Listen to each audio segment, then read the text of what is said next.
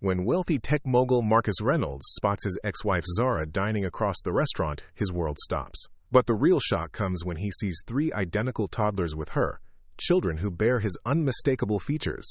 Now, after 5 years of separation, Marcus must confront the possibility that the woman who walked away from him has been raising his children all this time.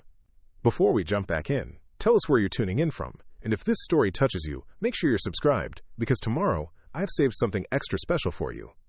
The evening had started like any other for Marcus Reynolds. Another business dinner, another deal to close, another night of proving why Reynolds Technologies remained at the forefront of artificial intelligence development. At 42, Marcus had everything money could buy: a penthouse overlooking Central Park, a fleet of luxury cars, and a reputation as one of the most eligible bachelors in New York City. "To another successful quarter," said Jonathan Park, lifting his glass of 20-year-old scotch. As Marcus's chief financial officer and oldest friend, Jonathan had been by his side since they'd launched the company from a cramped apartment 15 years ago. Marcus raised his glass, forcing a smile that didn't reach his eyes. Success had become routine, expected. The thrill of the chase, of building something from nothing, had faded years ago. These days, his victories felt hollow, each accomplishment just another number on a spreadsheet. "You know, you could try looking a little less miserable," Jonathan said, keeping his voice low as the other executives at the table laughed at someone's joke. "We just secured $50 million in funding." "I know," Marcus replied, running a hand over his closely cropped hair. Just tired, but it wasn't fatigue weighing on him. It was emptiness. 5 years since the divorce, and Marcus still felt the absence of Zara like a phantom limb, always present, impossible to ignore. The server approached with another round of drinks. "Will there be anything else, Mr. Reynolds?" As Marcus opened his mouth to decline, the restaurant's front doors opened, and his words died in his throat. The glass nearly slipped from his fingers. Zara Jackson, his ex-wife. She looked exactly as he remembered. Tall and elegant, her dark skin glowing under the restaurant's soft lighting. Her natural hair styled in an intricate updo that showcased the graceful line of her neck. She wore a simple blue dress that hugged her curves, the same color she'd worn on their first date 8 years ago. Marcus couldn't breathe, couldn't move, couldn't hear Jonathan asking if he was all right. Then Zara turned, speaking to someone behind her, and Marcus's world tilted on its axis. A server helped her maneuver a stroller, a triple stroller, through the door. Inside were 3 identical toddlers, maybe 3 years old, with skin a shade lighter than Zara's and eyes that were unmistakably his. "Marcus!" Jonathan's voice finally broke through. "What's wrong? You look like you've seen a ghost." "I think I'm seeing 3, Marcus whispered, unable to tear his gaze away. The hostess led Zara and the children to a table on the opposite side of the restaurant. She didn't notice him, focused entirely on getting the triplets settled. "That's Zara," Marcus said, his voice barely audible. "My ex-wife." Jonathan followed his gaze, his expression changing from confusion to shock as he spotted the children. "Are those?" "I don't know." Marcus cut him off, though the truth was written all over the children's faces. His high cheekbones, his eyes, even the way one of them furrowed their brow in concentration as Zara helped him with a coloring book, looked exactly like Marcus when he was deep in thought. "We've been divorced for 5 years, Marcus continued, his mind racing. "She never said anything about being pregnant." The timeline fit. They'd separated 6 months before the divorce was finalized. If she'd discovered she was pregnant after leaving. "I need to talk to her," Marcus said, already rising from his chair. Jonathan caught his arm. "Whoa, slow down. You can't just march over there. Think about what you're doing." "They're my children, Jonathan." "You don't know that for sure." "Look at them," Marcus hissed, gesturing discreetly. "They have my eyes, my nose, even that serious expression. That's all me." As if sensing his gaze, one of the triplets looked up, dark eyes scanning the restaurant until they landed on Marcus. The child tilted his head curiously, an expression so familiar it made Marcus's chest ache. It was like looking at his own childhood photos. "Fine," Jonathan conceded. "But maybe wait until they've had their meal?" "This is hardly the place for a confrontation." Marcus sank back into his chair, not taking his eyes off Zara and the children. "I'm not waiting. I've missed 3 years already, if those are my kids." He stood again, straightening his custom suit jacket, armor for what might be the most important conversation of his life. Preparing and narrating this story took us a lot of time, so if you are enjoying it, subscribe to our channel. It means a lot to us. Now back to the story. As Marcus approached their table, Zara was helping one of the triplets cut a piece of bread. She looked up, her warm smile freezing as recognition dawned in her eyes. "Marcus," she said, her voice the same rich contralto that had once been the last thing he heard before falling asleep and the first thing to greet him each morning. "Zara," he managed, his gaze moving from her to the three identical faces now watching him with curious expressions. I was having dinner across the room and saw you come in." Zara's posture stiffened, her protective instincts visibly kicking in as she shifted slightly to place herself between Marcus and the children. What a coincidence. The coolness in her tone told him everything. These were his children, and she had kept them from him. "Who's that, Mama?" asked one of the triplets, the one sitting closest to Zara. Her hesitation lasted only a second, but to Marcus, it stretched into eternity. "This is Mr. Reynolds," she finally said. "An old friend of Mama's." "Friend?" Marcus repeated, unable to keep the edge from his voice. "Is that what we're calling it?" Zara shot him a warning look. "Marcus, this isn't the place." "When would be a good place, Zara? Another 3 years from now? Maybe when they're graduating high school?" One of the triplets, the girl, Marcus realized, noticing the small pink clips in her hair, frowned at his tone. "You sound mad," she observed with the unfiltered honesty of a child. The simple statement deflated Marcus's anger instantly. He crouched down to her eye level, his expression softening. "I'm not mad, sweetheart. I'm just surprised to see your mom. We haven't talked in a long time." "I'm Maya," she declared. "That's Mason." She pointed to the boy next to Zara. "And that's Micah." The third triplet gave a shy wave. "It's very nice to meet you all," Marcus said, his voice thick with emotion. He looked up at Zara, who was watching him with a guarded expression. "They're beautiful." "Thank you," she said quietly. "They're 3, Marcus stated, not a question but a confirmation. Zara nodded once, her eyes never leaving his. "We need to talk," he said, rising to his full height again. "I'm having dinner with my children," Zara replied firmly. "Our children," Marcus corrected, keeping his voice low but unable to hide the intensity behind his words. Zara closed her eyes briefly, composing herself. When she opened them, her resolve was clear. "Not here, Marcus. Not now." Marcus pulled a business card from his pocket and wrote his personal cell number on the back. "Call me, tonight. We have a lot to discuss." He looked at the triplets one more time, drinking in their features, trying to memorize every detail. "It was very nice meeting you, Maya, Mason, and Micah." "Bye, Mr. Reynolds," they chorused, Maya adding a little wave. As Marcus walked back to his table, his legs felt unsteady beneath him. Jonathan was watching him, concern etched across his features. "Well?" he asked as Marcus sat down heavily in his chair. "They're mine," Marcus said simply. 3 years old, 2 boys and a girl. Jonathan let out a low whistle. "What did she say?" "Not much. She's having dinner with them. I left my number." Marcus signaled for the check. "I'm not staying here watching from across the room. I can't." The drive back to his penthouse passed in a blur. Marcus paced the expansive living room, phone clutched in his hand, waiting for a call that might not come. Each minute stretched into an eternity. Why had Zara kept this from him? They had parted on bad terms.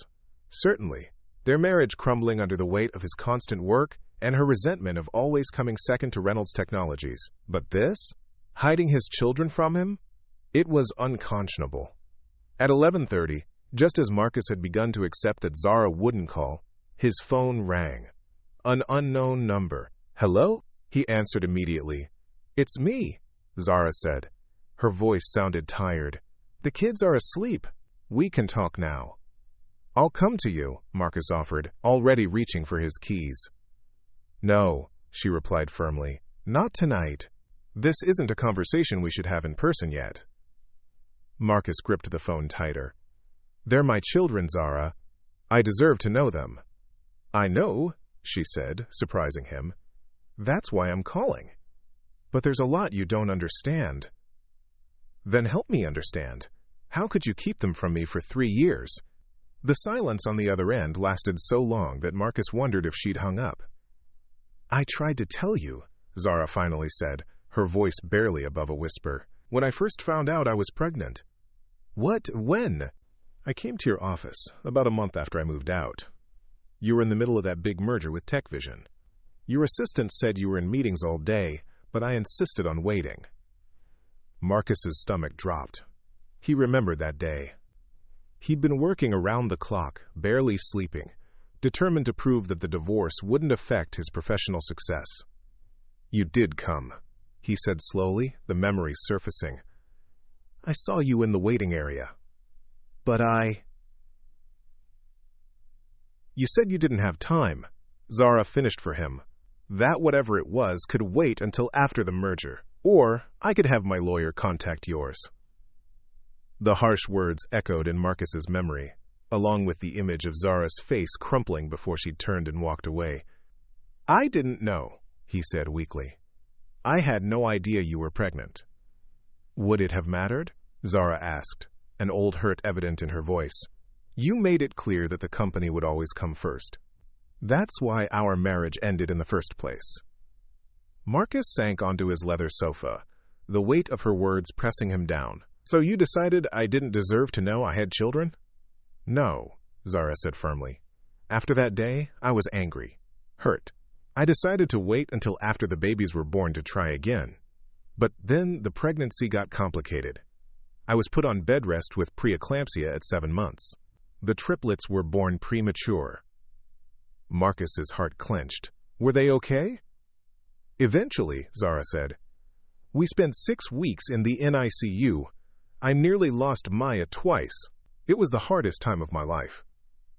"You shouldn't have gone through that alone," Marcus said, anger giving way to anguish at the thought of Zara and his children fighting for survival without him. "I wasn't completely alone. My sister was there. My parents flew in." "But I should have been there too," Marcus insisted. "They're my children." "Yes," Zara admitted. "And after they came home, once things settled, I did try to reach out again. I called your office 3 times. "I never got those messages," Marcus said, bewildered. "Your new assistant said you'd given explicit instructions not to pass along personal calls from me," Zara explained. "That all communication should go through lawyers." Marcus closed his eyes, remembering the instruction he'd given while still raw from the divorce. An attempt to protect himself from more pain that had instead cost him 3 years with his children. "After the 3rd try, I stopped," Zara continued. "I told myself that maybe it was better this way. You had your company, your success. The triplets had me, fully present and devoted to them. Everyone had what they wanted." "That's not fair," Marcus said. "You never gave me the chance to choose. You decided for me." "You're right," Zara said after a long pause. "I made assumptions based on our marriage and how it ended. That wasn't fair to you or to the children." The admission surprised him. The Zara he remembered rarely conceded a point during their arguments. "So what now?" he asked. "I want to be part of their lives, Zara. I've already missed so much." "I know," she said. "That's actually why we were in New York. We live in Boston now, but I brought the kids down because I'd finally decided it was time to contact you properly, to introduce you to them gradually." "You were going to tell me?" Marcus couldn't hide his surprise. "Yes," Zara confirmed. "I've been working with a family therapist to figure out the best way to do it. The triplets have been asking about their father more frequently. I didn't want to keep lying to them." Marcus processed this information, relief mingling with lingering hurt. "What have you told them about me?" "Just that their daddy lives far away and has an important job helping people. It's not a lie," she added. "Your technology has done a lot of good, especially the medical applications." The fact that she'd kept track of his work touched something in Marcus. Perhaps she hadn't completely erased him from her life after all. "I want to meet them properly," Marcus said. "Not as Mr. Reynolds, but as their father." "I think we should take this slowly," Zara cautioned. "They're only 3. Too much change too quickly could be confusing for them. "I've missed 3 years, Zara," Marcus said, frustration creeping back into his voice. "I don't want to miss any more." "I understand," she replied, "but we need to put their needs first. This isn't about what either of us wants." The maturity in her approach surprised him. The Zara he remembered had been passionate, sometimes impulsive. This measured, thoughtful woman was someone new to him. "How long are you in New York?" he asked. "Until Sunday. We're staying with my cousin in Brooklyn." "Have breakfast with me tomorrow," Marcus suggested. "Just you and me. We can talk about how to move forward, make a plan." Zara hesitated. "The Triplets have a play date with my cousin's kids in the morning." "Lunch, then." "Or coffee. Anything. Please, Zara." Another pause, then. "Fine. Coffee. There's a small place called Browning's on Atlantic Avenue, near my cousin's place. 10:30? "I'll be there," Marcus promised. "And Zara, thank you for calling tonight." "Good night, Marcus," she said softly before ending the call. Marcus sat in the dim light of his living room, phone still in hand. 3 children. His children. The enormity of it washed over him in waves. He was a father. Had been for 3 years without knowing it. He moved to his home office and opened his laptop, searching triplets, premature birth, NICU, and reading about the risks, the complications, the terror parents face watching their tiny babies fight for life. Zara had faced all of that alone because he'd been too consumed with his company to give her 5 minutes of his time. Next, he searched Triplets' 3-year-old development, hungry for information about his children. What should they be able to do at this age? What did they understand? How could he connect with them? As dawn broke over Manhattan, Marcus was still at his computer, making notes, forming plans, his mind racing with possibilities. He had a family, children who needed him, and somehow he had to prove to Zara that he could be the father they deserved, that he was no longer the workaholic who had let their marriage crumble. For the first time in 5 years, Marcus felt truly alive. The emptiness that had haunted him since the divorce was replaced with purpose. He had second chance, not just with his children, but maybe, just maybe, to heal old wounds with the only woman he'd ever truly loved. Marcus arrived at Browning's 30 minutes early, selecting a quiet corner table with a view of the entrance. He'd barely slept, his mind racing with questions and plans. The coffee shop was exactly what he'd expected from Zara's choice. Warm, unpretentious, with mismatched furniture and local art on exposed brick walls. The opposite of the sleek, modern cafes near his office.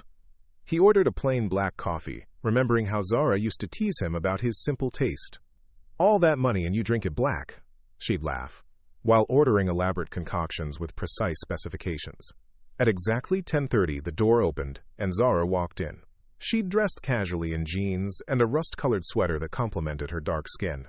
Her hair was pulled back in a simple ponytail, and she wore minimal makeup. The sight of her still made his heart stutter. Marcus stood as she approached, unsure of the proper greeting.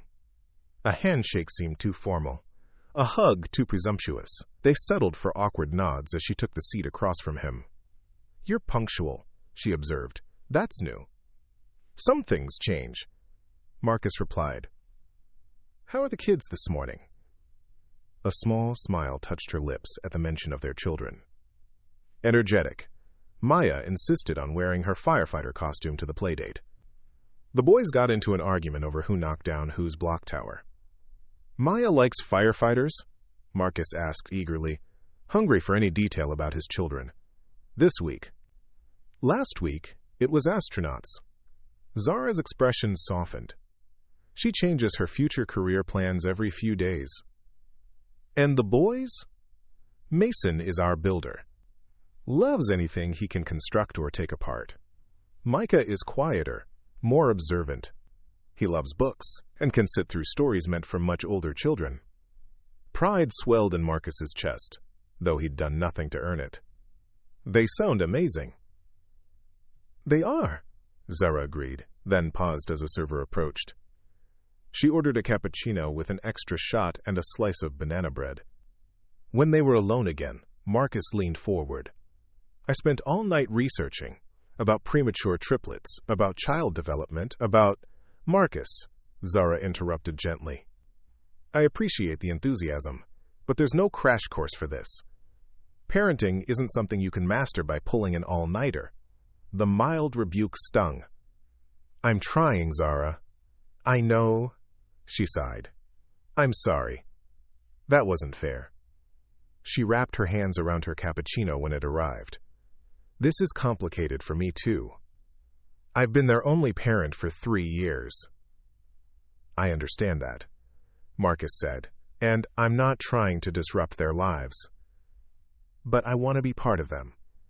Zara studied him.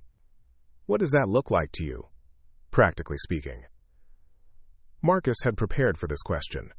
"I can relocate the company headquarters to Boston. We've been considering expansion anyway, and—" "Whoa," Zara held up a hand. "You can't uproot your entire company for this." "Why not?" "You and the kids are more important." Zara's eyes widened slightly.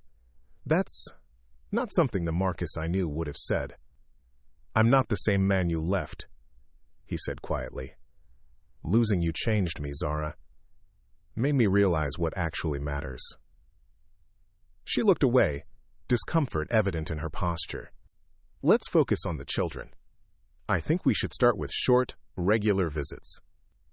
Maybe video calls a few times a week, then in-person visits that gradually increase in length."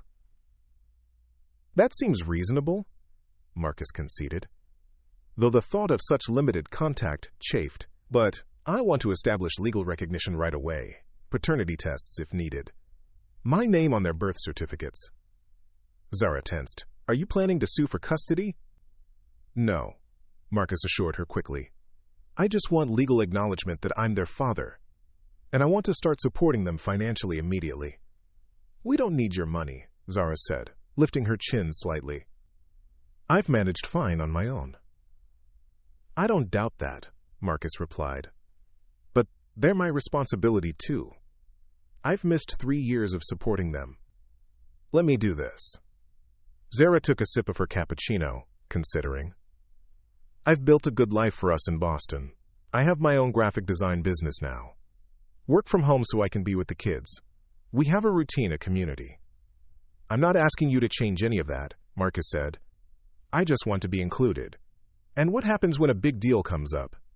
When the company needs you for weeks on end?" "The children can't be something you fit in when it's convenient, Marcus. They need consistency." The accusation stung because it echoed his own fears. "I know I prioritized work over us during our marriage. That was my mistake, and I lost you because of it. I won't make the same mistake with our children." Zara's gaze softened slightly. "It's not just about showing up, you know. It's about being present when you're there. Putting down the phone, listening, really seeing them. Teach me," Marcus said simply. "I want to learn." Something in his sincerity seemed to reach her. Zara's shoulders relaxed slightly. "Okay, we can try. But we go at the children's pace, not yours. And at the first sign that they're confused or upset by the arrangement, we reevaluate." "Agreed," Marcus said quickly. "When can I see them again? Properly this time." "Today is probably too soon," Zara said. "But tomorrow, I was planning to take them to the Central Park Zoo. You could meet us there." Hope surged through Marcus. "I'd love that. What time?" "Around 10. They nap at 1, so that gives us a few hours." She hesitated. "I haven't told them who you are yet. I think they should get to know you a bit first." Though disappointed, Marcus nodded. "Whatever you think is best." "There's something else you should know," Zara said, her expression growing serious. "The triplets were very premature. Micah has some lingering health issues. Nothing major, but he has mild asthma and needed some physical therapy for the first 2 years." Concern immediately flooded Marcus. "Is he okay now?" "Mostly. He still uses an inhaler sometimes, especially in cold weather or when he's very active. The doctors say he might outgrow it, but we monitor him carefully." Marcus felt a sharp pang of guilt. "I should have been there." "You're here now," Zara said, surprising him with her gentleness. "That's what matters going forward." They spent the next hour talking about the children, their personalities, their likes and dislikes, their daily routines. Marcus absorbed every detail like a man dying of thirst. When Zara glanced at her watch and announced she needed to get back, he felt like they'd barely scratched the surface. "Thank you for this," he said as they stood to leave. "For giving me a chance." Zara studied him for a moment. "You know, when I saw you across the restaurant last night, my first instinct was to grab the kids and run. I'd built up so many stories in my head about how you'd react, most of them negative." "And now?" Marcus asked. "Now I think maybe this could work," she admitted. "For the children's sake." It wasn't everything, but it was a start. Marcus would take it. The next morning dawned clear and crisp, perfect weather for the zoo. Marcus arrived 30 minutes early, pacing near the entrance, checking his watch every few minutes. He'd spent the previous afternoon buying books about parenting triplets and researching the Central Park Zoo so he could point out interesting facts to the children. At 5 minutes to 10, he spotted them, Zara holding Maya's hand while the boys rode in a double stroller. They were dressed in matching red jackets, though each child had different colored hats and mittens. "Look at the lion statue," Maya was saying, pointing excitedly. Then she spotted Marcus and tugged on her mother's hand. "Mama, it's the man from the restaurant!" Zara smiled down at her. "Yes, that's Mr. Reynolds. Remember? He's going to join us at the zoo today." Marcus approached slowly, crouching down to Maya's level. "Hello again. I like your hat. Purple is a great color." Maya beamed. "Purple is the best color. Do you like lions? We're going to see real ones." "I do like lions," Marcus said seriously. "They're very brave, like you in your purple hat." Maya giggled, warming to him immediately. The boys watched more cautiously from their stroller. "Hi, Mason. Hi, Micah." Marcus greeted them, noting how Micah clutched a small stuffed elephant. "That's a nice elephant you have." "His name is Trunk," Micah said softly. "He's my best friend." "Trunk is an excellent name for an elephant," Marcus approved. "Very clever." Mason eyed him suspiciously. "Do you know about dinosaurs?" "Some things," Marcus replied. "But I bet you know more.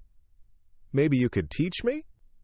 This seemed to satisfy Mason, who nodded solemnly. "I know about T-Rex. They have sharp teeth." "Very sharp," Marcus agreed, catching Zara's eye over the children's heads. She gave him a small nod of approval. The next few hours were among the most precious of Marcus's life. They moved through the zoo at the children's pace, which meant lengthy stops at some exhibits and rushing past others. Maya was fearless, pressing her face against every viewing glass, asking endless questions.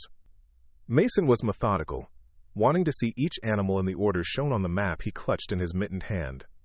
Micah was quieter, often hanging back to observe, occasionally offering surprising insights in his soft voice. "The penguins look sad," he told Marcus when they were watching the birds swim.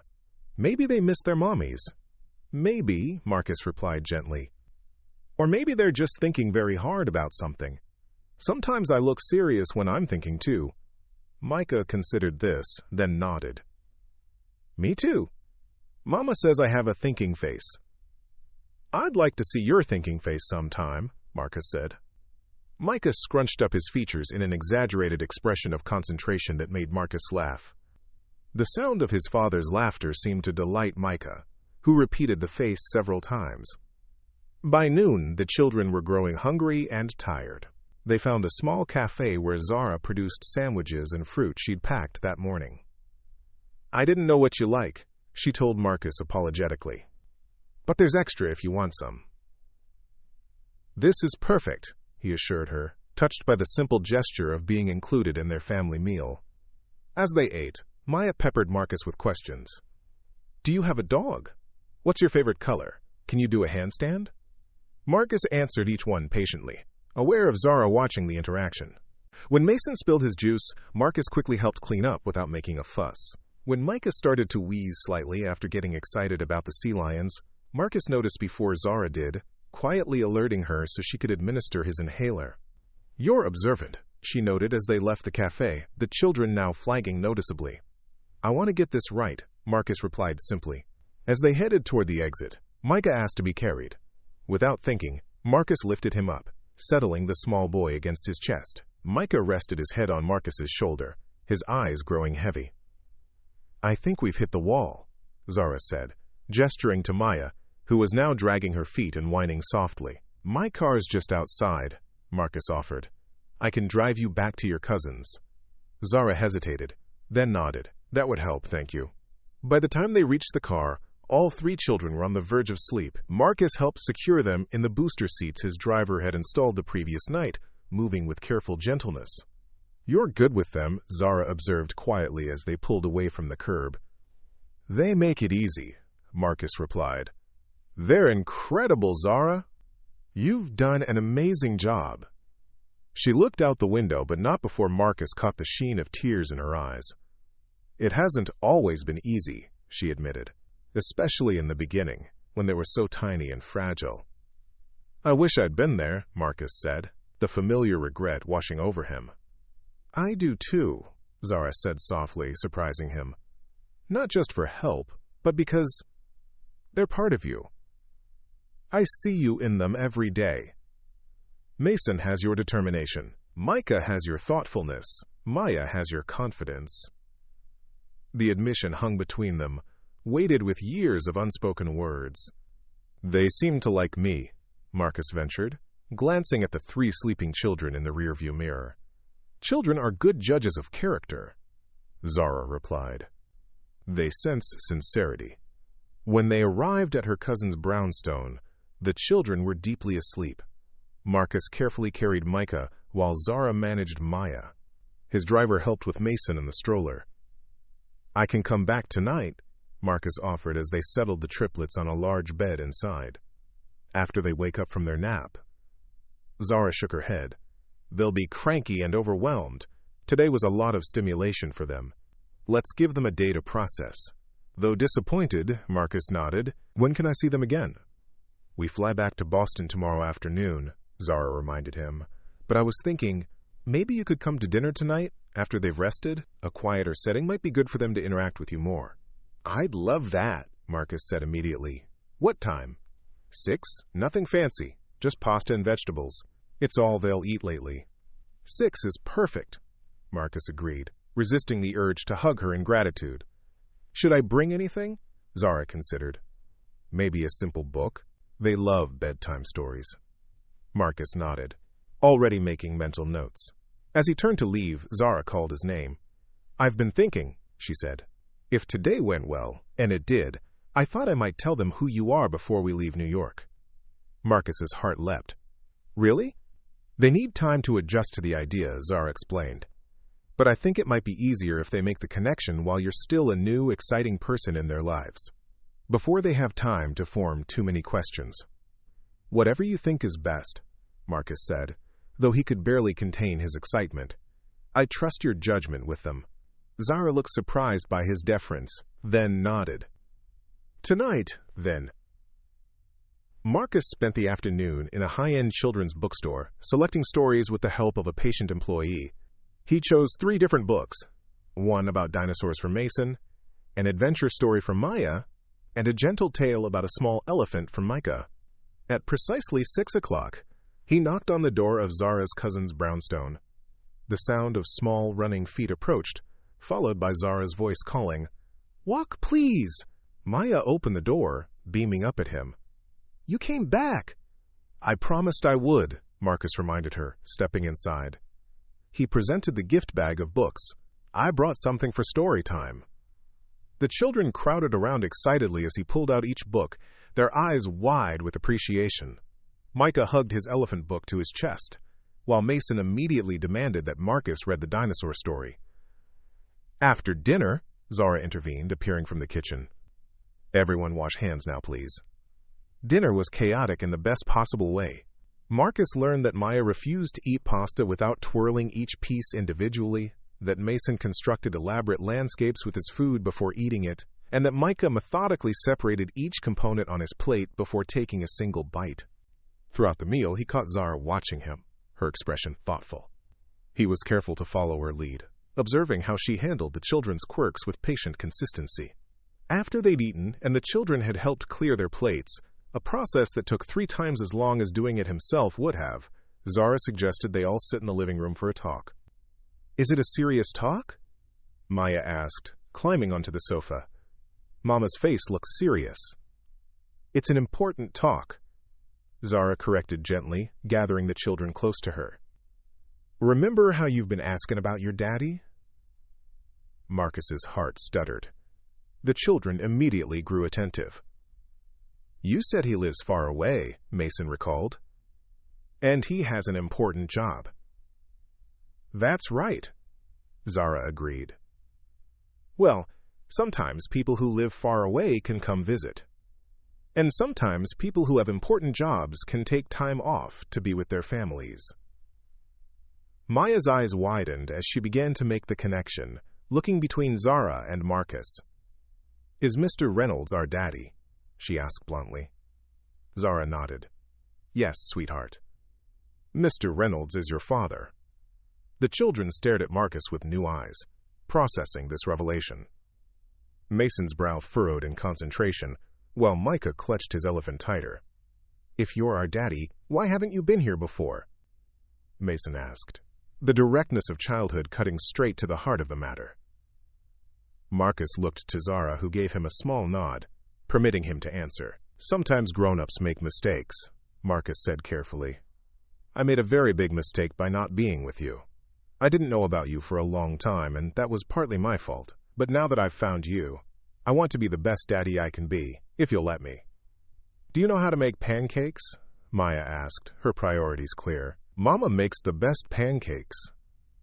"I don't," Marcus admitted. "But I'd like to learn." This seemed to satisfy Maya, who nodded sagely.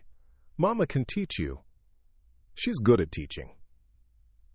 "Where do you live?" Mason wanted to know. "In New York," Marcus replied. "In a tall building with a view of the park we visited today." "That's far from our house," Mason observed. "It is," Marcus agreed, "but I'm going to find ways to see you as often as possible." Micah, who had been silent throughout the exchange, finally spoke. "Can I show you my drawings?" he asked quietly. Marcus felt a lump form in his throat at the simple request. "I would love to see your drawings, Micah." "More than anything."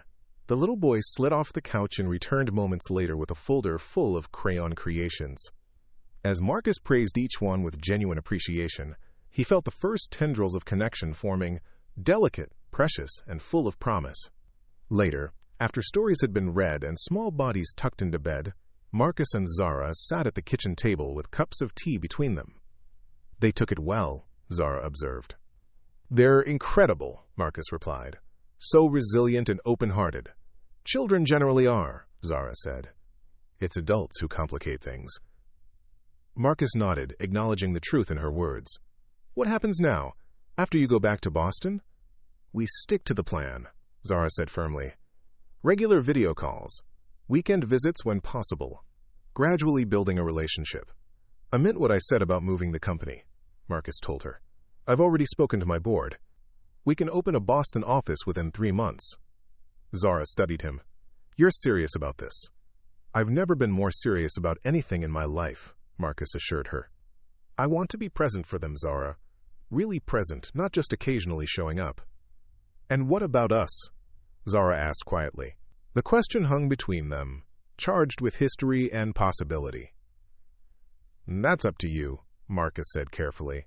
"I know I hurt you. I know I put the company before our marriage. I can't change that past, but I can promise you, I'm not that man anymore." 5 years is a long time," Zara murmured. "We're different people now." "Yes," Marcus agreed, "but maybe that's a good thing. Maybe we needed to grow separately before we could find our way back." Zara's expression softened. "I'm not making any promises, Marcus. My priority has to be the children." "Mine too," he assured her. "Whatever happens between us, that won't change." She nodded, accepting his words. "One day at a time, then." "One day at a time," Marcus agreed, hope blooming in his chest for the first time in years. 3 months passed in a blur of video calls, weekend visits, and careful navigation of this new family dynamic, Marcus kept his promise, opening a Boston branch of Reynolds Technologies and relocating himself to a spacious townhouse just 15 minutes from Zara's home. He'd insisted on buying a place with enough bedrooms for the triplets to each have their own space when they visited, though so far they'd only used one room, preferring to stay together. Today marked a milestone, the first time the children would stay overnight at his new home. Marcus had spent weeks preparing, consulting with Zara about routines and preferences, child-proofing every corner, and stocking the kitchen with their favorite foods. "Daddy, is this my cup?" Maya called from the kitchen, where she was helping set the table for dinner. The word "daddy" still sent a thrill through Marcus each time he heard it. "The purple one? Yes, that's yours," he confirmed, checking the oven timer. He was attempting Zara's recipe for vegetable lasagna. Simple enough for a novice cook, but healthy and appealing to picky eaters. Mason sat cross-legged on the living room floor, meticulously arranging dinosaur figures in what he'd explained was a historically accurate Jurassic landscape. Micah was quieter than usual, sitting on the window seat with Trunk the elephant, watching raindrops race down the glass. Marcus's phone chimed with a text from Zara. "Everything okay? The storm is getting worse." He smiled at her concern, typing back, "All good here. Lasagna in oven. M&M, helping set table." The nickname they'd developed for the triplets, M&M, had become their shorthand, a small symbol of their shared language as co-parents. "Micah," Marcus called gently, "would you like to help finish setting the table?" "We need someone to fold the napkins." The little boy nodded, sliding off the window seat with Trunk tucked under his arm. As he passed, Marcus noticed the slight wheeze in his breathing, a sound he'd grown attuned to over the past months. "Did you bring your inhaler, buddy?" he asked casually, not wanting to alarm him. Micah nodded. "In my backpack. Let's keep it on the counter during dinner, okay? Just in case." The boy's solemn nod reminded Marcus so much of himself that it made his chest ache. Of the three, Micah was the one who seemed most like him. Thoughtful, observant, sometimes too serious for his age. Dinner went smoothly, with only minor spills and one brief argument between the twins about whose turn it was to tell a story about their day at preschool. Marcus marveled at how quickly he'd adapted to the beautiful chaos of parenting 3 4-year-olds. How natural it felt now to cut food into appropriate sizes and remind them to use inside voices. His phone rang just as they were finishing dessert. Small bowls of fruit with a dollop of whipped cream, a compromise between his health-conscious instincts and their desire for something sweet. "It's Mama," Maya announced, recognizing the ringtone Marcus had assigned to Zara. He answered on speaker, letting the children chatter excitedly about their dinner and the fort they planned to build before bedtime. Zara listened patiently, then asked to speak with Marcus privately. "The storm's getting serious," she said when he switched off the speaker. "They're predicting power outages. Are you sure you're okay handling them alone if that happens?" "We'll be fine," Marcus assured her. "I've got flashlights, battery-powered lanterns, and enough activities to keep them occupied. Plus, the building has generators." "What about Micah?" "Sometimes storms trigger his asthma." "I've got his inhaler ready, and I've been monitoring him." Slight wheeze, but nothing concerning yet. Zara's sigh carried through the phone. "You really have been paying attention." "Of course I have," Marcus replied, slightly hurt that she seemed surprised. "They're my children, too." A pause, then. "I know. I'm sorry. Old habits. I'm used to being the only one watching for these things." The apology soothed his injured pride. "I understand. We're both still adjusting." "Call me if anything changes," Zara insisted, "no matter how late." "I will," he promised. "Try to enjoy your night off." After hanging up, Marcus returned to the kitchen to find Maya and Mason debating the structural integrity of using couch cushions as fort walls, while Micah carefully arranged his colored pencils by shade. "Who's ready to build the most amazing fort ever?" Marcus asked, clapping his hands. The next hour was spent constructing an elaborate fort in the living room, complete with tunnels, secret passages, and a lookout tower made from an overturned laundry basket atop cushions. The triplets directed the architecture with surprising specificity, arguing passionately about proper support structures and entry points. "You're pretty good at this," Marcus observed, as Micah secured a blanket corner with a carefully placed book. "We build forts with Mama all the time," the boy explained. "She says imagination is more important than television." Marcus nodded, once again impressed by Zara's parenting. She'd raised these children with creativity, kindness, and confidence, all while managing on her own. His admiration for her grew daily. Outside, the storm intensified. Rain lashed against the windows and distant thunder rumbled. The children, safe in their fort, seemed unperturbed, until a particularly loud crack sent Micah scrambling into Marcus's lap. "It's okay," Marcus soothed, wrapping protective arms around his son. "We're completely safe in here." Just then, the lights flickered, dimmed, and went out. Maya gasped dramatically, while Mason immediately began asking technical questions about electricity and power grids. "Perfect timing for our fort adventure," Marcus said calmly, reaching for one of the lanterns he'd strategically placed around the room. "Who wants to tell scary stories?" "Not too scary?" Micah whispered, still clutching Marcus's shirt. "How about just mysterious stories?" Marcus amended, setting the lantern in the center of their fort. Its warm glow cast dramatic shadows, turning their blanket creation into a magical cave. For the next hour, they took turns telling stories, drawing pictures by lantern light, and making shadow puppets on the blanket walls. Marcus found himself fully present, all thoughts of work or emails completely forgotten, as he immersed himself in this precious time with his children. When Micah's breathing grew more labored, Marcus administered his inhaler without making a fuss, then suggested they transition to quieter activities to help him relax. Soon they were cuddled together in the fort, Marcus reading their favorite books with animated voices for each character. One by one, the children drifted to sleep, warm and secure against him despite the raging storm outside. Marcus sat awake, watching their peaceful faces in the soft lantern light, overwhelmed by love so intense it almost hurt. Carefully, so as not to wake them, he reached for his phone and took a picture of the scene, his first night with all 3 children asleep in his care. He sent it to Zara with the caption, "All safe, all sleeping, you've given me the greatest gift imaginable." Her response came moments later. "They look so peaceful. You're doing great, Marcus." Those simple words of affirmation meant more to him than any business accolade ever had. Marcus woke with a crick in his neck and 3 small bodies still snuggled against him. The power had returned sometime during the night, and morning sunlight filtered through the blanket walls of their fort.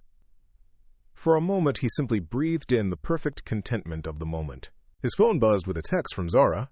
"How was the night? Need rescue?" He smiled, typing back, "Still sleeping? No rescue needed. We'll make pancakes when they wake." The mention of pancakes was deliberate. Over the past months, Zara had indeed taught him to make her famous recipe, a Sunday morning tradition he'd embraced wholeheartedly. Maya stirred first, blinking sleepily up at him. "Did we sleep in the fort all night?" "We sure did," Marcus confirmed. "Best sleepover ever." She beamed, clearly pleased. "Can we do it again next time?" "Absolutely," he promised. "But first, how about pancakes?" The word pancakes had a magical effect, rousing the boys from sleep with surprising speed. Soon, all 3 were helping in the kitchen, which mostly meant creating a flour-dusted disaster zone while Marcus measured and mixed. By the time they were seated at the table, syrup sticky and chattering about their plans for the day, Marcus felt a profound sense of belonging. This was his family, messy, loud, and absolutely perfect. When Zara arrived to pick them up, she paused in the doorway, taking in the scene of Marcus and the triplets playing a board game on the living room floor, remnants of their fort still visible around them. "Mama!" Maya exclaimed, rushing to hug her. "We slept in a fort and the lights went out and Daddy told not scary stories." Zara laughed, embracing her daughter while raising an eyebrow at Marcus. "Sounds like quite an adventure." "The best," Marcus confirmed, rising to greet her. "Coffee?" "They've already had breakfast, but there's leftover pancake batter if you're hungry." "Coffee would be great," Zara accepted, following him to the kitchen while the children returned to their game. As Marcus poured her coffee, fixed exactly how she liked it, a habit he'd never forgotten, Zara studied him with a thoughtful expression. "You look different," she observed. "Different how?" "Happy," she said simply. "Truly happy, not the polished CEO version I used to see." Marcus handed her the mug, their fingers brushing briefly. I am happy. Happier than I've been in 5 years. Their eyes met, and for a moment the air between them felt charged with possibility. Then Mason called from the living room, breaking the spell. You should join us for dinner, Marcus suggested impulsively. Stay, spend the day here with us. I'm planning to take them to the Science Museum, then make tacos. Zara hesitated. I don't want to intrude on your time with them. It's not intruding, Marcus insisted. They'd love having both of us together. What he didn't say was that he would love it too. These rare moments when they felt almost like the family they might have been, the family they still could be. To his surprise and delight, Zara nodded. Okay, that sounds nice. The day unfolded with an ease that belied the complexity of their situation. At the Science Museum, they naturally fell into a rhythm. Marcus taking Mason to explore the dinosaur exhibit, while Zara and Maya built structures in the engineering zone, then switching partners, while Micah moved between both groups, observing everything with his quiet intensity. Other families assumed they were simply a regular family enjoying a weekend outing, and neither Marcus nor Zara corrected this impression. It was easier, simpler, and secretly satisfying to pretend. Just for a day. Back at Marcus's townhouse, they prepared dinner together, moving around each other in the kitchen with the synchronized grace of people who once knew each other's rhythms intimately. The children set the table, proud to show Zara how they remembered where everything belonged in Daddy's house. Over tacos and laughter, Marcus found himself watching Zara. The way she threw her head back when laughing at Maya's jokes, how she gently encouraged Micah to try the guacamole, her patient explanation to Mason about why hot sauce was too spicy for 4-year-olds. As they cleaned up after dinner, the triplets disappeared into the playroom, leaving Marcus and Zara alone in the kitchen. Thank you for today, he said, passing her a plate to dry. Having you here, it meant a lot to them. And to you? Zara asked, her voice carefully neutral. Marcus met her gaze directly. Yes, to me too. Zara set down the towel, her expression serious. Marcus, what are we doing? Co-parenting, he replied, though they both knew there was more to it than that. Is that all? The question hung between them, weighted with 5 years of separation, 3 months of cautious reconnection, and a lifetime of possibility. I don't know, Marcus admitted. I know what I want, but I'm trying to respect your boundaries, to not push too fast. And what do you want? Zara asked softly. A second chance, he said simply. With you. With us as a family. Zara took a deep breath. It's not that simple. I know it's not. But nothing worth having ever is. Marcus turned fully toward her. I'm not asking for an answer today. I'm just being honest about where I stand. The rest is up to you. Before she could respond, Maya appeared in the doorway, announcing it was story time. The moment passed, but something had shifted between them, an acknowledgement of feelings that had been simmering beneath the surface. As Zara prepared to leave later that evening, the triplets already bathed and dressed in their pajamas for the trip home. She paused at the door. I have that graphic design conference in New York next weekend, she reminded him. The children will be with you from Friday to Sunday. I remember, Marcus nodded. I've already requested Friday off and rescheduled my meetings. Good, Zara approved. Then, hesitating slightly, if you wanted to have dinner one night while I'm there, just the two of us. Marcus's heart raced at the implication. I'd like that. I'll text you the details, she promised, gathering the children for goodbyes.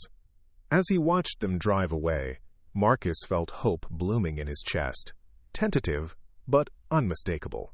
The following Friday, Marcus stood outside a trendy restaurant in downtown Boston, checking his watch nervously.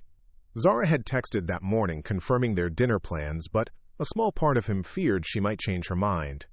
The triplets were happily settled with the nanny he'd hired, a warm, experienced woman named Gloria who had immediately won their approval by knowing all the words to their favorite songs. Marcus. He turned to see Zara approaching, stunning in a simple black dress he'd never seen before. Her natural hair was styled in an elegant updo that highlighted her graceful neck and the dangling silver earrings that caught the light as she moved. You look beautiful, he said honestly. "Thank you," she replied, a hint of shyness in her smile. "This place looks amazing." "Supposedly the best new restaurant in Boston," Marcus confirmed, opening the door for her. "Though I'll defer to your judgment since you actually live here." The interior was intimate without being overwhelming. Soft lighting, well-spaced tables, ambient music that allowed for conversation. The host led them to a corner table, slightly secluded from the rest of the dining room. "No triplets tonight," Zara observed once they were seated. "Feels strange." "Good strange or bad strange?" Marcus asked, studying her face. "Different strange," she decided, unfolding her napkin. "When was the last time we had dinner? Just the two of us." Marcus thought back. "That Italian place in the village. 2 weeks before you moved out." Zara's expression softened at the memory. "I wore that red dress you always liked." "I remember," he said quietly. "You were beautiful. I was distracted. Too many emails to return." "And now?" she asked. Marcus deliberately placed his silenced phone face down on the table, then slid it into his jacket pocket. "Now you have my complete attention." They ordered wine and appetizers, carefully steering conversation toward neutral topics. The children's latest antics, the new projects they were each working on, mutual acquaintances they'd reconnected with. It wasn't until their main courses arrived that Zara broached the subject they'd been dancing around. "These past 3 months," she began, tracing the rim of her wineglass, "watching you with the children. It's been surprising. Good surprising, I hope," Marcus ventured. "Very good," she admitted. "You're patient with them. Present in a way you never were with me." The observation stung, but Marcus acknowledged its truth. "Losing you was the wake-up call I needed. I just wish it hadn't taken that to make me realize what matters." "I've been thinking about what you said," Zara continued, meeting his eyes directly. "About wanting a second chance." Marcus's heart hammered in his chest. "And?" "I'm scared," she admitted. "Not of you, but of hoping again. Of believing things could be different." "What can I do to help you believe?" Marcus asked earnestly. Zara considered the question. "Time, I think. We've rushed so much already. First with our marriage, then with the divorce, now with building this co-parenting relationship. Maybe we need to just date. Get to know who we are now." "I'd like that," Marcus said, relief washing over him. It wasn't a rejection, it was an opening. "I'd like that very much." "No pressure," Zara clarified. "No expectations about where this leads. Just 2 people who share 3 amazing children, seeing if there might be something still worth exploring between them." "Agreed," Marcus said, raising his glass. "To taking our time." They clinked glasses, and for the first time in years, Marcus felt the tension between them transform into something lighter, full of possibility. As they walked back to her car after dinner, Marcus resisted the urge to take her hand. Small steps, he reminded himself. Patience. "I should get back to the hotel," Zara said as they reached her rental car. "Early panel tomorrow." "Of course," Marcus nodded. "Thank you for tonight." "I enjoyed it," she said simply. A moment of awkwardness hung between them. Should he hug her? Kiss her cheek? Simply wave goodbye? Zara solved the dilemma by stepping forward and pressing a soft, quick kiss to his cheek. "Good night, Marcus." "Good night," he replied, watching as she drove away, his skin still tingling where her lips had touched.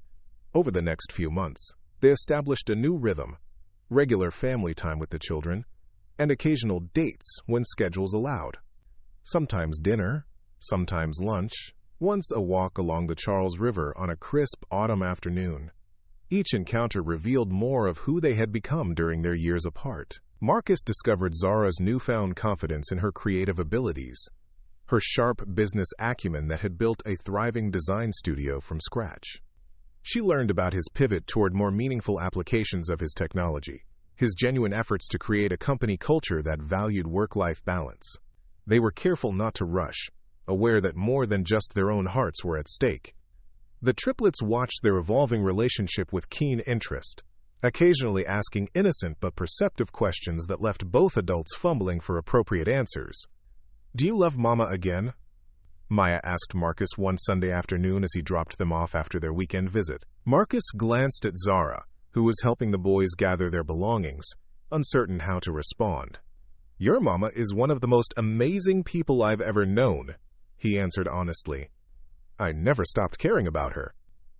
Maya seemed satisfied with this answer, skipping off to join her brothers, but the question lingered in Marcus's mind.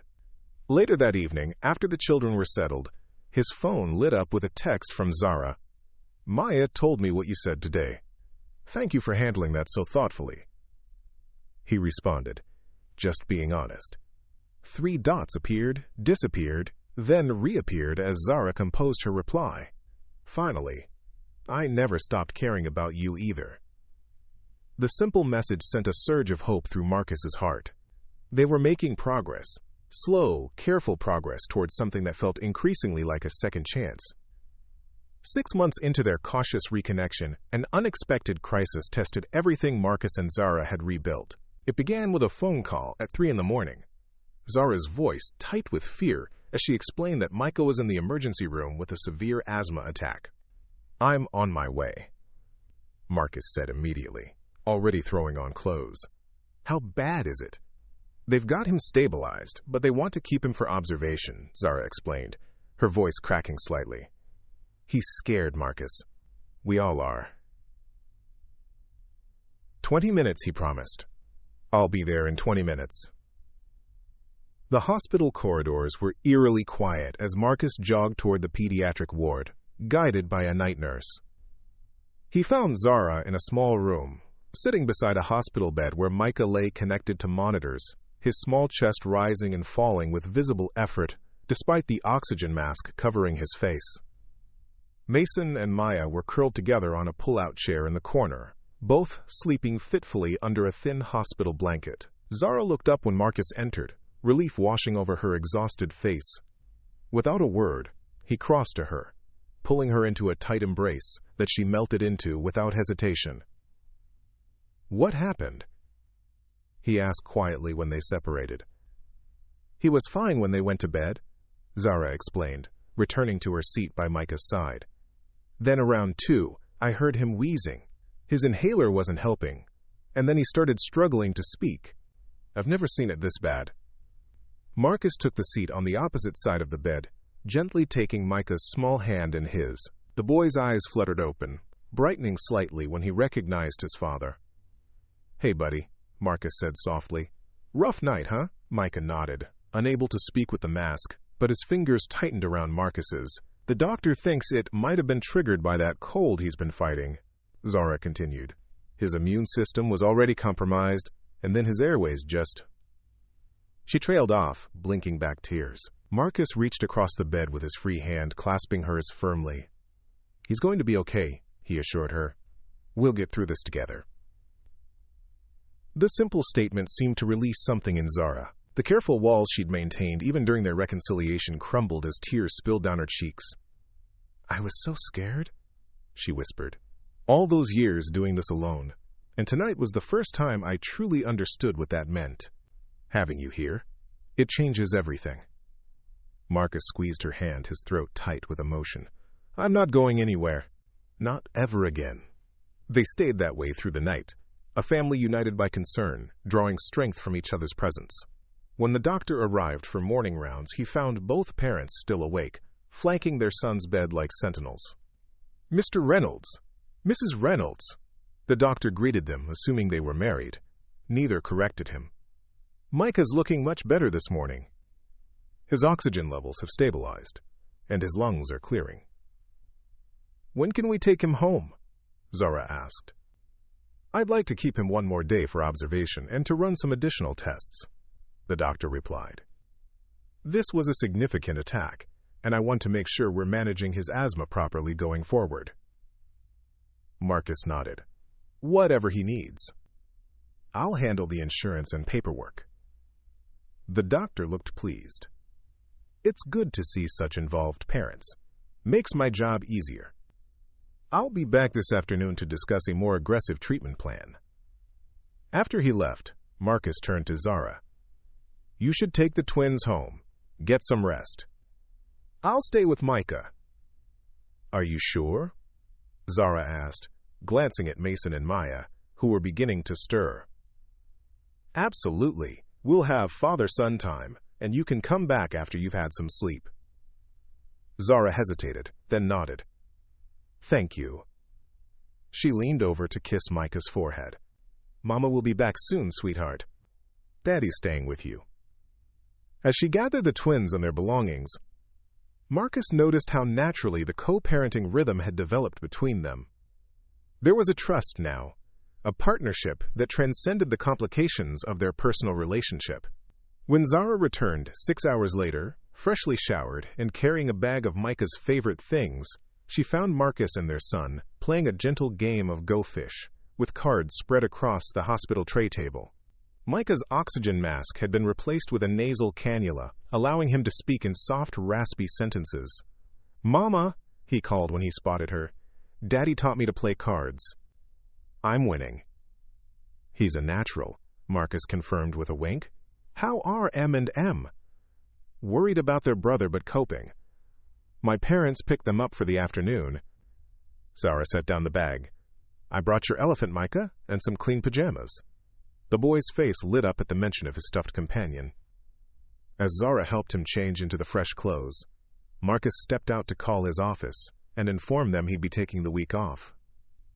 Everything okay, boss? His assistant asked, concern evident in her voice.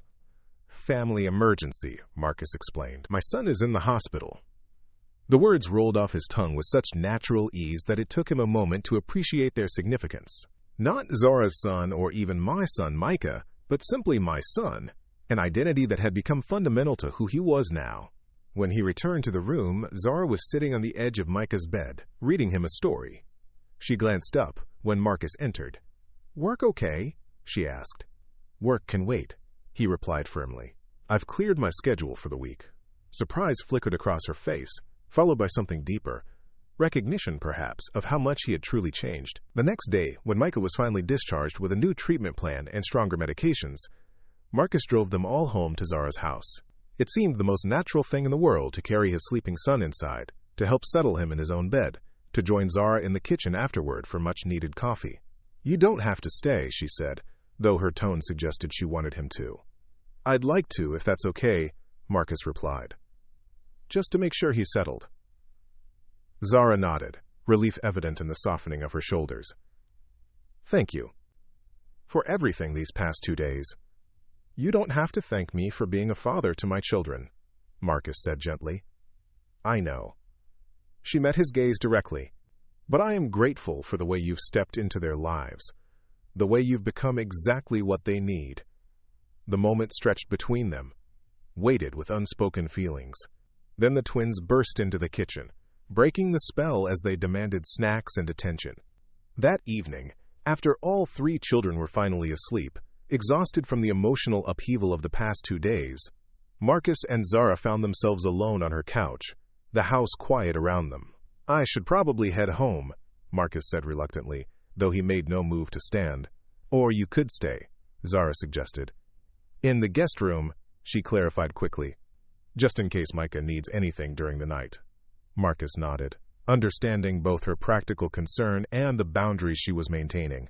I'd appreciate that. Thank you. They sat in comfortable silence for a moment, the events of the past 2 days settling around them like dust after a storm. It's strange, Zara said finally. All those years raising them alone, I never truly let myself imagine what it would be like to have a partner in this. Someone who cares as much as I do. And now? Marcus prompted gently. Now I can't imagine doing it without you, she admitted, her voice barely above a whisper. The confession hung in the air between them, delicate and profound. Marcus reached for her hand, interlacing their fingers. You don't have to, he assured her. I'm here. For all of you. Zara's eyes met his, vulnerability and strength equally present in her gaze. Slowly, deliberately, she leaned forward until their foreheads touched, a gesture of intimacy more powerful than any kiss could have been. Stay, she whispered again, and this time they both understood she meant more than just tonight. The week that followed established a new pattern in their gradually reuniting family. Marcus worked remotely from Zara's dining room table, able to monitor Micah's recovery while maintaining his company responsibilities. The children adapted to his constant presence with surprising ease, as though a missing piece had finally clicked into place. Each night, he returned to the guest room, respecting the unspoken boundary Zara had established. They were building something precious, something that deserved patience and care. On Friday evening, with Micah napping peacefully and the twins engrossed in an elaborate pretend game in the backyard, Marcus found Zara in the kitchen preparing dinner. "Can we talk?" he asked, leaning against the counter beside her. She nodded, setting down the knife she'd been using to chop vegetables. "About? Us. Where we're going with this." Marcus gestured vaguely between them. "The past week has felt right. Being here, being together as a family." "It has," Zara agreed cautiously. "I know we said we'd take things slow, and I respect that," Marcus continued. "But I also want to be clear about what I want." Zara's expression grew serious. "And what is that exactly?" "A life with you, with our children. Not just co-parenting, not just dating. A real commitment." He took a deep breath. "I want us to be a family in every sense, Zara." She was quiet for a long moment, her eyes searching his face. "That sounds a lot like a proposal, Marcus." "It is," he confirmed. "Not the formal kind with rings and bended knees. We can do that later if you want. But yes, I'm proposing that we rebuild what we lost, only stronger this time, with the right foundation." "What about work?" Zara asked, the question loaded with history. "What happens the next time Reynolds Technologies faces a crisis? Or when a competitor threatens your market share?" "The company will always be important," Marcus acknowledged, "but not at the expense of our family. Never again.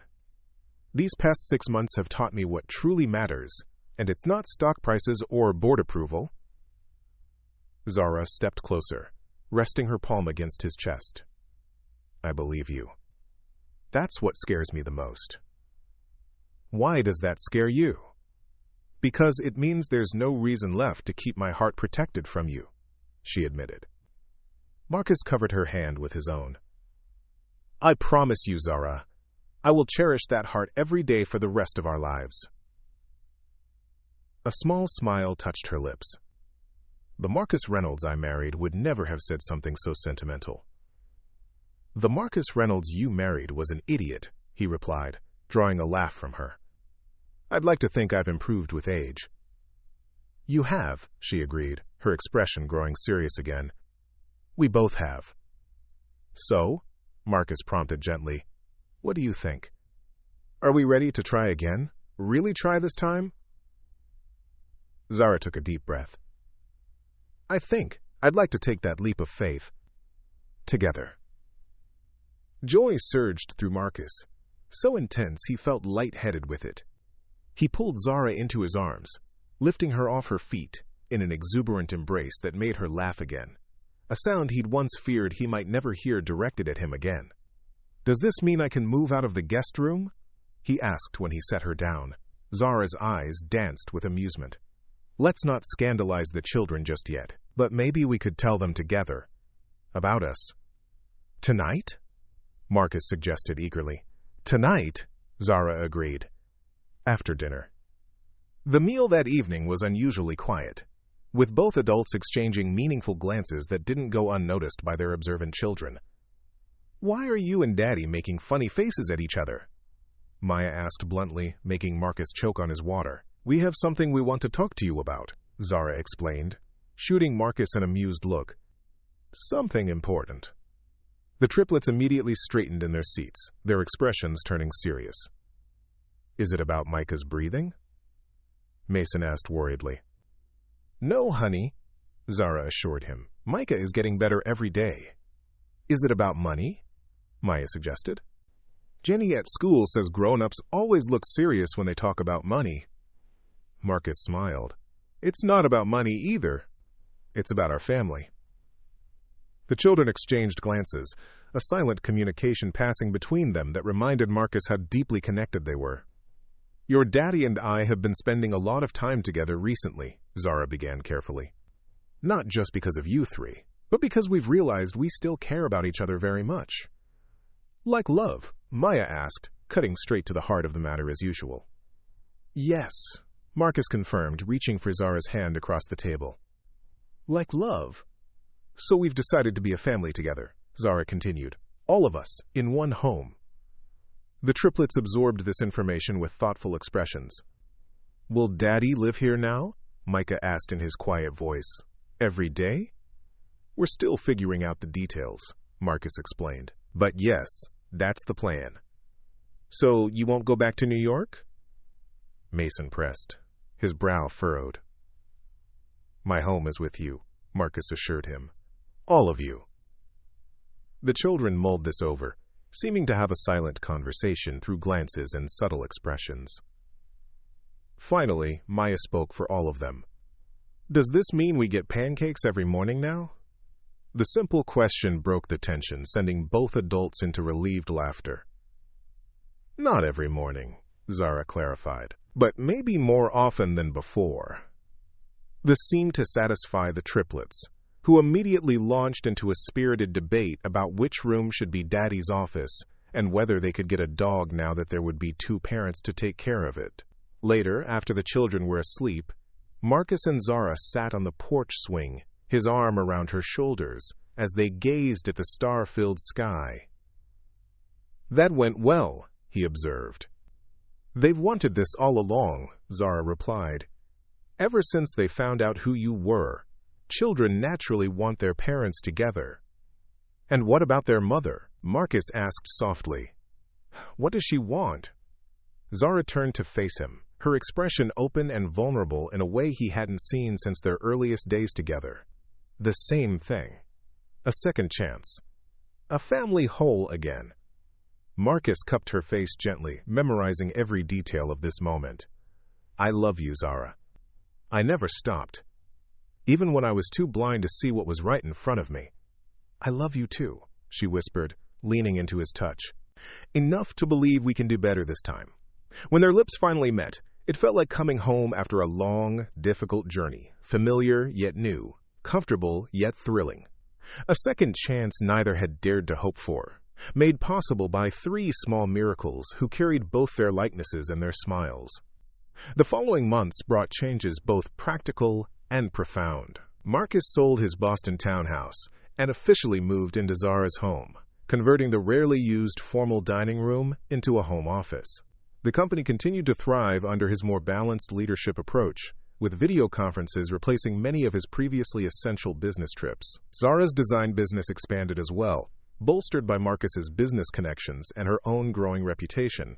They established a rhythm that honored both their careers and their family life, with clear boundaries that protected dinner times, weekends, and school events from work intrusions. The triplets blossomed under the stability of their reunited family. Micah's health improved with consistent care and advanced treatments Marcus researched relentlessly. Mason's engineering interests found an eager mentor in his father, while Maya's leadership qualities were nurtured by both parents' encouragement. 6 months after Marcus moved in, on a perfect spring Saturday, he suggested a family picnic in the park where they'd first taken the triplets together after reconnecting. Zara agreed easily, unaware of the small velvet box tucked into his pocket or the secret collaboration between Marcus and their children. When they arrived at the park, the triplets immediately ran toward their favorite playground, unusually focused on a specific spot near the swings. Zara followed more slowly, arm linked with Marcus's, enjoying the simple pleasure of a family outing. They seem excited today, she observed. What did you promise them? Ice cream? Something better, Marcus replied mysteriously. Come on. As they approached the playground, Zara gasped. Spelled out in colorful chalk on the pavement were the words, Will you marry US? Surrounded by hearts and stars, clearly drawn by small hands. The triplets stood beside their handiwork, beaming proudly, each holding a single rose. What is this? Zara asked, turning to find Marcus already down on one knee, the open ring box revealing a stunning but understated sapphire, her birthstone, surrounded by diamonds. 5 years ago, I lost the most precious thing in my life because I couldn't see what was right in front of me, Marcus began, his voice steady despite the emotion shining in his eyes. I spent those years building an empire that felt hollow without you to share it with. Zara's hands flew to her mouth, tears already gathering. Then fate gave me a second chance in the form of 3 amazing children and 1 extraordinary woman, Marcus continued. I'm asking you, we're asking you, to make our family official. To start fresh, with a foundation built on what truly matters. The triplets stepped forward, offering their roses one by one. Please say yes, Mama, Maya urged. We practiced this for days. Zara laughed through her tears, accepting the flowers. Yes, she said, looking from the children to Marcus. Yes, to all of you, to our family, to our second chance. Marcus slipped the ring onto her finger, then stood to embrace her as the triplets cheered and jumped around them. Nearby parkgoers, witnessing the scene, broke into spontaneous applause. Are we a real family now? Micah asked when the excitement calmed slightly. We've always been a real family, Zara assured him, kneeling to gather all 3 children into her arms. This just makes it official. Marcus joined the group hug, his heart full beyond measure. The best family, he added, worth waiting for, worth fighting for. That evening, as the children slept and Marcus and Zara sat together planning their future, he marveled at the journey that had brought them here.